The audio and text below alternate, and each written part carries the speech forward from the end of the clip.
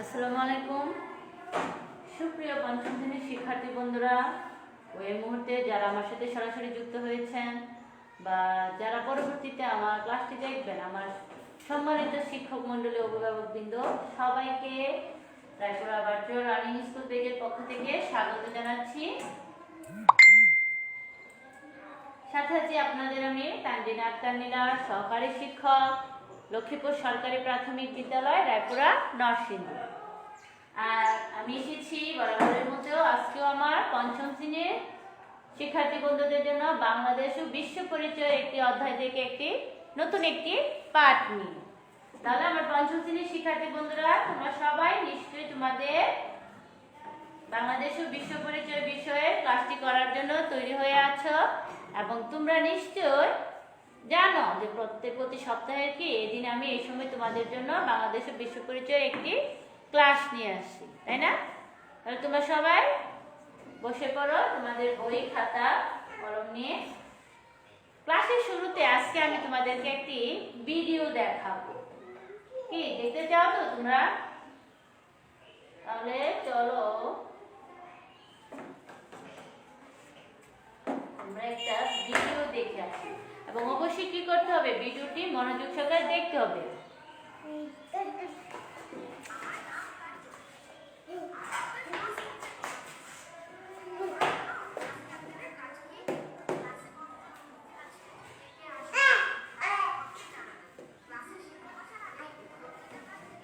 সবাই একটু মনোযোগ সহকারে দেখো ভিডিওতে কি দেখা যাচ্ছে এবং কিছু বলা হচ্ছে কিন্তু।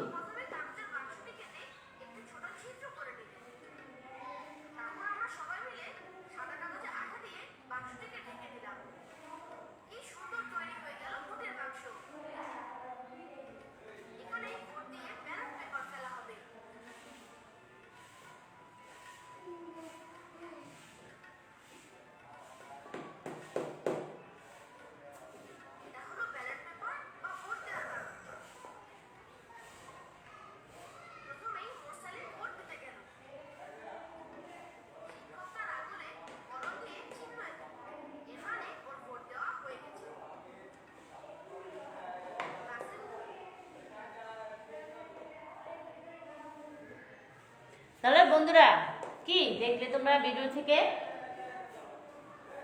কাজটা কি প্রতি বছর কি তোমাদের বিদ্যালয়েও কিন্তু এই ধরনের একটা কিছু হয়ে থাকে, তাই না? তোমরা সবাই কিন্তু তাতে অংশগ্রহণ করে থাকো। তৃতীয় থেকে পঞ্চম শ্রেণীর সকল শিক্ষার্থী বন্ধুরা কিন্তু এই আমরা একটা ছবি দেখলাম, এই ছবিটার সাথে ভিডিওটার সাথে সবাই খুবই পরিচিত, তাই না? তাহলে বলো তো এই ভিডিওটি দেখে আমরা কি বুঝতে পারলাম? এই যে একটা ভিডিও দেখলাম, ভিডিওটা দেখে আমরা কি বুঝতে পারলাম? আসলে ভিডিওটা কি সম্পর্কে ছিল? ভিডিওটা ছিল একটা শ্রেণীকক্ষে শ্রেণী নেতা নির্বাচন সম্পর্কে, তাই না? যে কাজটা কি তোমরা তোমাদের বিদ্যালয়ে করে থাকো, তাই তো? শ্রেণী নেতা নির্বাচনের ক্ষেত্রে কিন্তু আমরা এই ধরনের কার্যক্রম পরিচালনা করে থাকি, তাই না? এবং অবশ্যই কিন্তু আমরা নিশ্চয়ই খেয়াল করেছো, এই যে শ্রেণী নেতা নির্বাচন করেছে তা কিন্তু বিশেষ কোনো একটা পদ্ধতির মাধ্যমে করেছে, তাই না?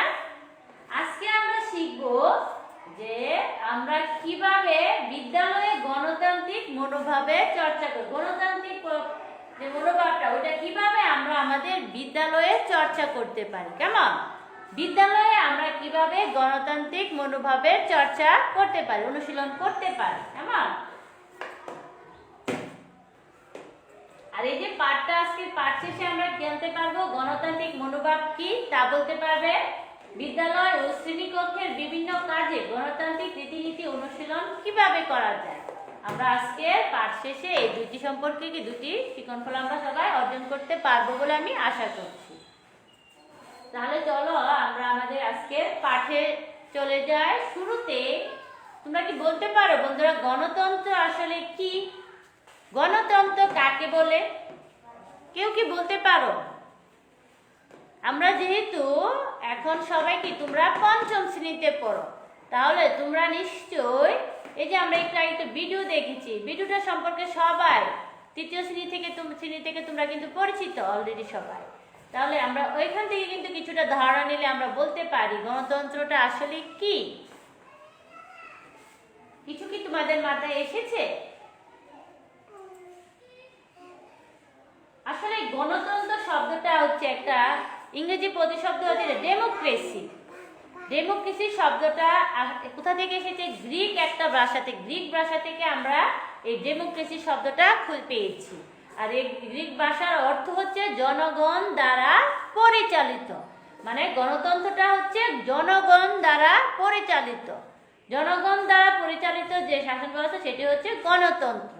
গণতন্ত্র শব্দটা আমরা কোথা থেকে পেয়েছি? গ্রিক ভাষা থেকে পেয়েছি। মনে থাকবে সবাই? গ্রিক ভাষা থেকে আমরা পেয়েছি এই ডেমোক্রেসি শব্দটা, যার প্রতিশব্দ হচ্ছে গণতন্ত্র। কি ক্লিয়ার সবার কাছে? গণতন্ত্র শব্দটা কি? একটি গণতন্ত্র ইংরেজি প্রতিশব্দ হচ্ছে ডেমোক্রেসি, যা এসেছে কি গ্রিক ভাষা থেকে। আর গ্রিক ভাষায় এর অর্থ হচ্ছে জনগণ দ্বারা পরিচালিত। কি বুঝতে পেরেছো তো তোমরা গণতন্ত্রটা আসলে কি? তাহলে আমরা সহজ ভাষায় বলতে পারি কি গণতন্ত্রের অর্থ হচ্ছে জনগণের শাসন। যেহেতু আমরা পেয়েছি যে গ্রিক ভাষায় ডেমোক্রেসি শব্দের অর্থ কি জনগণ দ্বারা পরিচালিত, তাহলে আমরা সহজ ভাষায় বলতে পারি কি গণতন্ত্রের অর্থ জনগণের শাসন। গণতন্ত্রের অর্থ হচ্ছে জনগণের শাসন।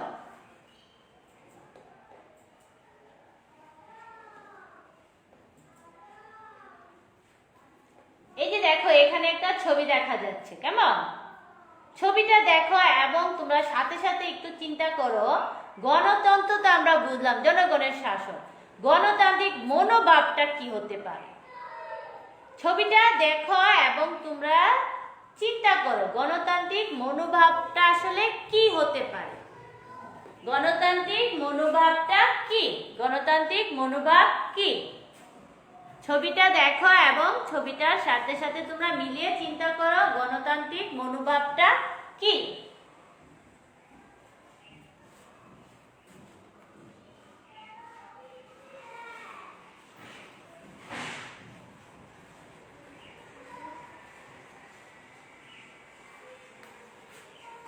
চলো আমরা দেখে আসি গণতান্ত্রিক মনোভাবটা কি।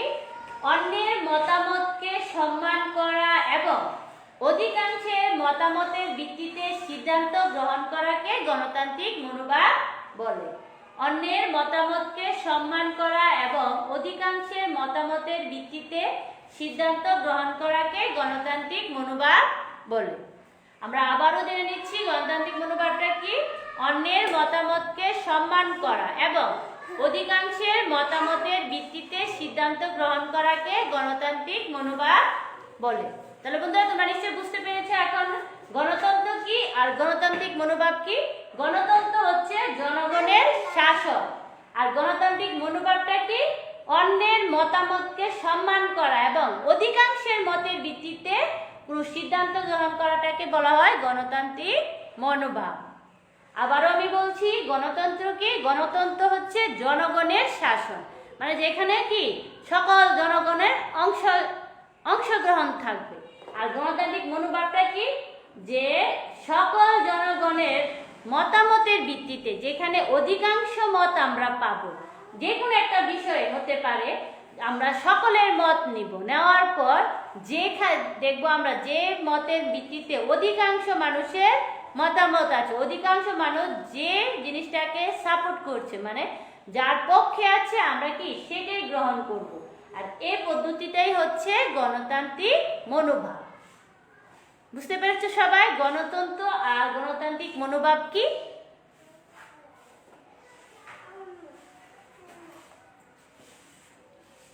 এখন তোমাদের যে কাজটি করতে হবে, বলতে হবে গণতান্ত্রিক মনোভাব কাকে বলে। গণতান্ত্রিক মনোভাব কাকে বলে? আমরা সবাই শিখেছি গণতান্ত্রিক মনোভাবটা কি? অধিকাংশের মতের ভিত্তিতে কোনো সিদ্ধান্ত গ্রহণ করার যে পদ্ধতি এবং অন্যের মতামতকে সম্মান করাটা এবং অধিকাংশের মতের ভিত্তিতে কোনো সিদ্ধান্ত গ্রহণ করাকে বলা হয় গণতান্ত্রিক মনোভাব।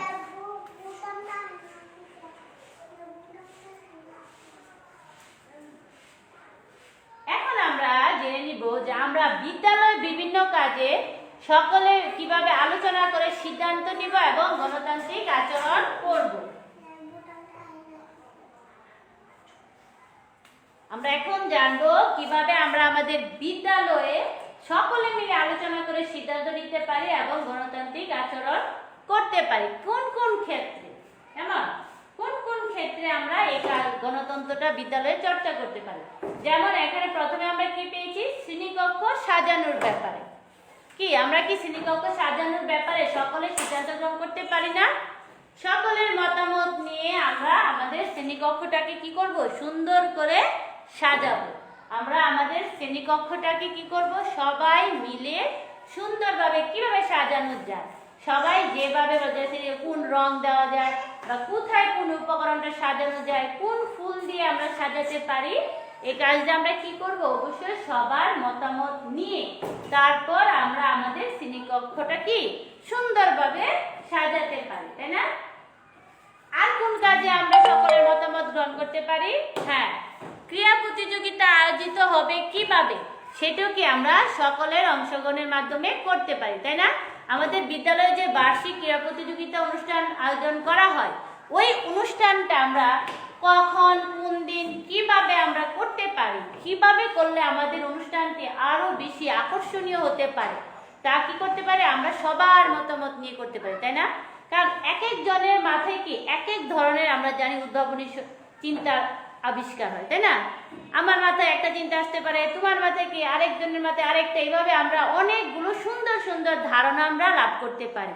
আর অধিকাংশের মতামতের ভিত্তিতে আমরা যখন সকলের মতামতগুলোকে একত্রিত করব, তখন দেখা যাবে কি আমাদের যে অনুষ্ঠানটা, সেই অনুষ্ঠানটা আরো অনেক বেশি সুন্দর ও আকর্ষণীয় আমরা করে তুলতে পারি, তাই না? একা একজনের চিন্তায় কিন্তু খুব বেশি কি নতুন নতুন কিছু কিন্তু খুব বেশি আসবে না। যখন আমরা সবার মতামত নিব, তখন কি আমরা আরো অনেক বেশি বেশি জিনিস আমরা জানবো এবং আমাদের অনুষ্ঠান থেকে আরো সকলের দর্শক জনপ্রিয়তা আমরা অর্জন করাতে সম্ভব হব। আর কি কাজে আমরা সকলে বিদ্যালয়ে গণতন্ত্র চর্চা করতে পারি? কিভাবে? হ্যাঁ, দলনেতা নির্বাচন করার ক্ষেত্রে, তাই না? আমাদের শ্রেণীকক্ষে যে দলনেতা নির্বাচন করি, ওই দলনেতা নির্বাচনের ক্ষেত্রেও কি আমরা অবশ্যই কি করতে পারি, গণতন্ত্র চর্চা করতে পারি। আমাদের শ্রেণীকক্ষে যে দলনেতা আমরা নির্বাচন করি, যে শ্রেণীকক্ষটা অবশ্যই আমরা কি যার যার খেয়াল খুশি মতো কাজ না করে যদি কোনো লিডারের শরণাপন্ন হয়ে কাজ করি, তখন কি কাজটি আরো ভালো হয়, তখন কি একটা একতা থাকে এবং কাজটা কি সুন্দরভাবে সম্পন্ন করা যায়। এক একজনে এক এক সময় এক এক ধরনের যদি মতামত দেয়, তখন কি কাজটার মধ্যে একটা বিশৃঙ্খল ভাব সৃষ্টি হবে। তাই আমরা কি করব, অবশ্যই শ্রেণীকক্ষে একজন দলনেতা নির্বাচন করব। এবং দলনেতা আমরা কিভাবে নির্বাচন করতে পারি? হ্যাঁ, আমরা গণতন্ত্র চর্চার মাধ্যমে আমরা দলনেতা নির্বাচন করতে পারি, তাই না বন্ধুরা? তাহলে আমরা কি পেলাম, বিদ্যালয়ে দেখো আমরা কিন্তু বিভিন্ন কাজে পেয়ে গেছি যে কিভাবে আমরা গণতন্ত্র চর্চা করতে পারি। যেমন প্রথমে পেয়েছি কি শ্রেণীকক্ষ সাজানোর ব্যাপারে, তারপর 2 নম্বরে আমরা কি পেলাম, ক্রীড়া প্রতিযোগিতা আয়োজিত হবে কিভাবে, সেক্ষেত্রে আমরা কি করতে পারি, গণতন্ত্র চর্চা করতে পারি। 3 নম্বরে কি পেলাম, দলনেতা নির্বাচন করার ক্ষেত্রে, দলনেতা নির্বাচন করার ক্ষেত্রেও কি আমরা গণতন্ত্র চর্চা করতে পারি, তাই না? এখন তোমরা তোমাদের বিদ্যালয়ে কোন কোন ক্ষেত্রে গণতান্ত্রিক মনোভাবের চর্চা করা যায়, আরো তোমাদের কাছে কিন্তু আরো নতুন নতুন আরো অনেক কিন্তু পদ্ধতি থাকতে পারে, যে সকল ক্ষেত্রে কি আমরা বিদ্যালয়ে গণতন্ত্র চর্চা করতে পারি। তোমরা সবাই একটু এক বাক্যে লিখে ফেলো তো, যে কিভাবে আমরা আমাদের বিদ্যালয়ে গণতন্ত্র চর্চা মনোভাবের চর্চা করতে পারি। যার যেভাবে, যার মাথায় আমরা তো বুঝতে পেরেছি যে গণতন্ত্র কি আর গণতান্ত্রিক মনোভাবটা কি, তাহলে আমরা মনে হয় তোমরা আরো অনেক কিছু জানো যে সকল ক্ষেত্রে কি আমরা গণতন্ত্রের চর্চা করতে পারি। কেমন? তোমরা একটু সবাই তোমাদের খাতায় লিখে ফেলো যে কিভাবে বিদ্যালয়ে আমরা কোন কোন ক্ষেত্রে গণতান্ত্রিক মনোভাবের চর্চা করতে পারি।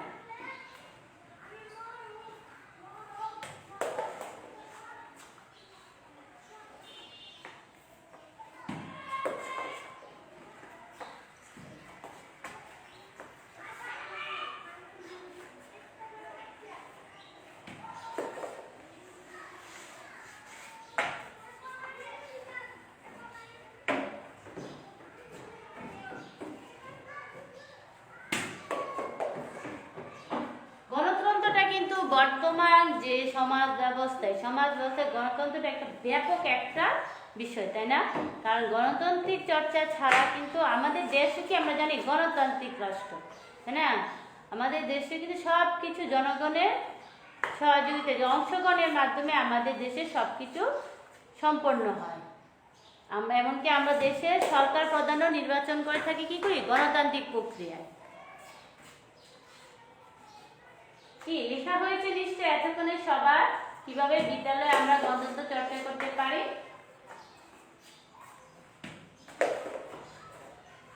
এই যে দেখো এখানে কি আমাদের বিদ্যালয়ের ছবি দেওয়া আছে, সুন্দর সুন্দর ছবি, তাই না? কিভাবে শ্রেণীকক্ষ সাজানো যায়, তোমরা কি বলতে পারো বিদ্যালয়ের শ্রেণীকক্ষ কিভাবে সাজানো যায়? আমরা বিদ্যালয়ের শ্রেণীকক্ষ সাজানোর ব্যাপারে কি করব? শ্রেণীর সবার মতামতের ভিত্তিতে আমরা শ্রেণীকক্ষে সাজানোর ব্যাপারে সিদ্ধান্ত নেব। আর এতে কি হবে? গণতান্ত্রিক মনোভাবেরও চর্চা হয়ে যাবে। দেখো এখানে দুটি ক্লাসরুম সাজানো আছে খুব সুন্দর করে, তাই না?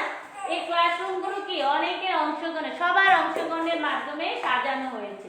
আর এতে করে কি দেখো একসাথে একদিকে গণতান্ত্রিক মনোভাবের চর্চা হলো, অন্যদিকে কি ক্লাসরুম দুটি কিন্তু খুবই সুন্দর দেখাচ্ছে, তাই না?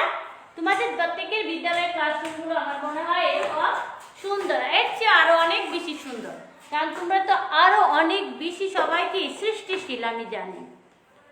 আর বর্তমানে তোমাদের এই যে সৃষ্টিকর্মগুলো প্রদর্শনের কিন্তু একটা উপযুক্ত কি সুযোগ এসেছে। আমরা জানি সবাই ইঞ্জিনিয়ার্স নামে কি একটি নতুন প্ল্যাটফর্ম এসেছে, যার মাধ্যমে কি তোমরা তোমাদের এই যে সৃষ্টিশীল বিভিন্ন কার্যক্রম তোমরা প্রদর্শন করতে পারবে, তাই না?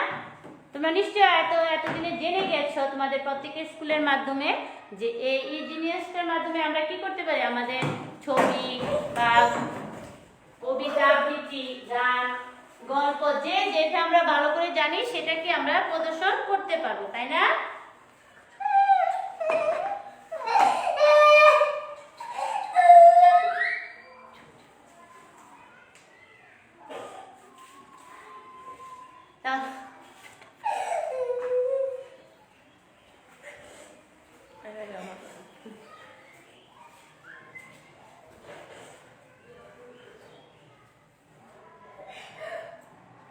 এবার চলো আমরা দেখে আসি আরেকটা ছবি দেখি। দেখো এই ছবিটিতে কি বিদ্যালয়ে ক্রীড়া প্রতিযোগিতার ব্যাপারে সিদ্ধান্ত নেওয়া হয়েছে, তাই না? এবং কি সবাই মিলে সকলের অংশগ্রহণের মাধ্যমে কি আমরা দেখতে পাচ্ছি একটি বিদ্যালয়ে ক্রীড়া প্রতিযোগিতার আয়োজন করা হচ্ছে এবং দেখো কত সুন্দর দেখাচ্ছে, তাই না?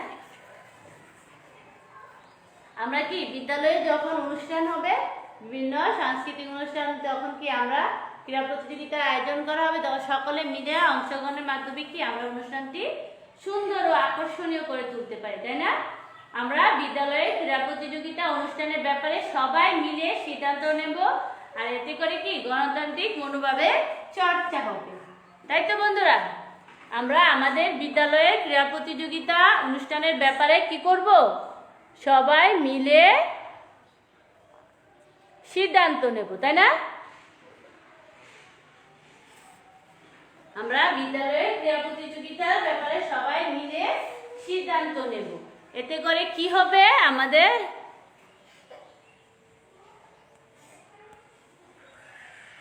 বিদ্যালয়ে গণতান্ত্রিক মনোভাবে চর্চা হবে, সাথে সাথে আমাদের অনুষ্ঠানটিও খুবই আকর্ষণীয় সুন্দর হবে। এই ছবিগুলো কি? এই ছবিগুলো থেকে কি বোঝা যাচ্ছে? এখানেও কিন্তু গণতন্ত্র চর্চা হচ্ছে, তাই না? এবং এই ছবিটা কি আমাদের সবার পরিচিত, তাই তো? কি করা হচ্ছে? ভোটদান প্রক্রিয়া, তাই না? দেখো এখানে কিন্তু ভোট দিচ্ছে এবং কি কেউ একজন বিজয়ী হয়েছে তোমাদের মতো। এই বিদ্যালয়ে আমরা কি শ্রেণীকক্ষে সবাই মিলে ভোটের মাধ্যমে শ্রেণী নেতা নির্বাচন করতে পারি, তাই না? শ্রেণী নেতা নির্বাচনের মাধ্যমে আমরা বোর্ডের মাধ্যমে শ্রেণী নেতা নির্বাচন করতে পারি, সাথে সাথে আমাদের বিদ্যালয়ে কি গণতন্ত্র চর্চাও করতে পারি, তাই না? একদিকে শ্রেণী নেতা পেয়ে যাব, অন্যদিকে কি আমরা সবাই মিলে গণতান্ত্রিক চর্চাও করতে পারবো।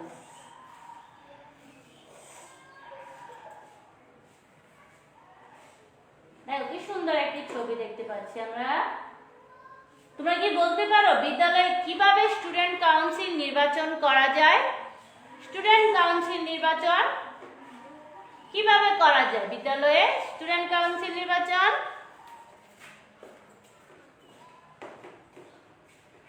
বিদ্যালয়ের প্রত্যেক শিক্ষার্থীর ভোটের মাধ্যমে স্টুডেন্ট কাউন্সিল সদস্য নির্বাচন করা যায়, তাই না? আমরা সকল শিক্ষার্থীদের কি করবে? ভোটের মাধ্যমে স্টুডেন্ট কাউন্সিল সদস্য নির্বাচন করতে পারি। এতে করে কি বিদ্যালয়ে সবার মধ্যে গণতান্ত্রিক মনোভাবের একটা শিক্ষা গড়ে উঠবে। এই যে স্টুডেন্ট কাউন্সিল নির্বাচনে অংশগ্রহণের মাধ্যমে কি সবার মাঝে একটা গণতান্ত্রিক মনোভাবের শিক্ষাটা কি ছোট সময় থেকে গড়ে উঠতে পারে, তাই না? তাহলে আমরা কি বিদ্যালয়ের স্টুডেন্ট কাউন্সিল নির্বাচনটা কোনভাবে করব? ভোটের মাধ্যমে, গণতান্ত্রিক প্রক্রিয়া। এবারে একটা কাজ করতে হবে বন্ধুরা, আমরা তো এতক্ষণ জেনেছি কিভাবে আমরা বিদ্যালয়ে গণতান্ত্রিক মনোভাবের চর্চা করতে পারি, তাই না? এখন যে প্রশ্নটা আছে, তোমাদের বিদ্যালয়ে একটি বার্ষিক ক্রীড়া প্রতিযোগিতার আয়োজন করা হবে। এ বিষয়ে সিদ্ধান্ত গ্রহণ করার পদ্ধতি কি হবে এবং এ বিষয়ে কি সিদ্ধান্ত নেওয়া যায়?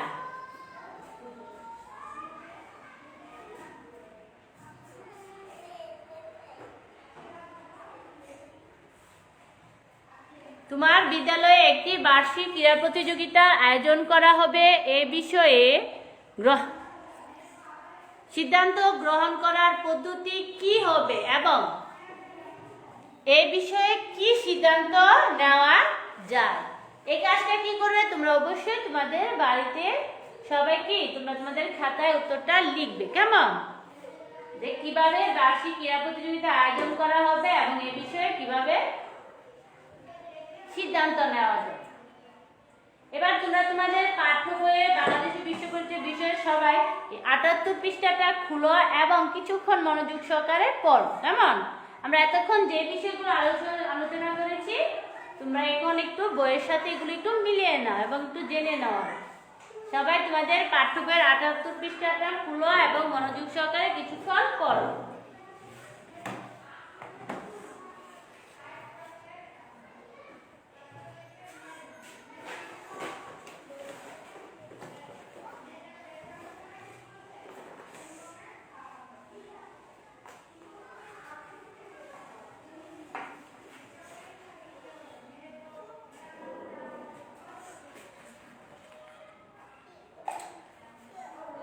আশা করছি তোমাদের সবাই পড়া হয়ে গেছে। এবার একটু শূন্যস্থানটা করে পূরণ করে নাও বন্ধুরা। এরকম তিনটে শূন্যস্থান দেওয়া আছে। গণতন্ত্রের অর্থ হচ্ছে খালিগড় শাসন। আমাদের অনেক সময় নানা রকম নীতি হয়। অধিকাংশের মতামতের ভিত্তিতে সিদ্ধান্ত গ্রহণ করাকে কি বলে? সবাই একটু ঝটপট করে নাও বন্ধুরা।